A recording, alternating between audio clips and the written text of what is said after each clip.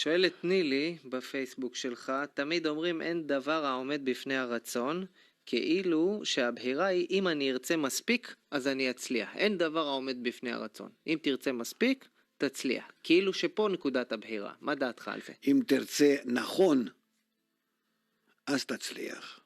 תגדיר את הנכון הזה. שאתה צריך לפעול מתוך הידיעה ברורה בחוקי הטבע, מה שמסבירה לנו חומת הקבלה. והיא מסבירה לנו באיזה רשת החוקים אנחנו נמצאים. כוח הרע, כוח הטוב, שני כוחות האלה פלוס ומינוס שנמצאים בטבע.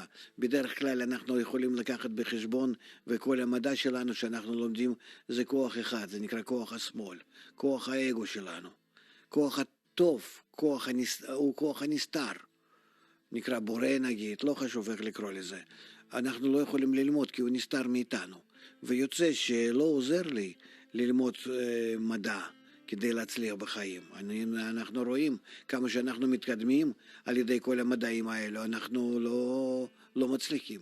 אלא כי אתה לוקח כוח הטוב ומאזן אותו עם כוח הרע, אז באיזון בין שני הכוחות האלה אתה מוצא את החיים השלווים.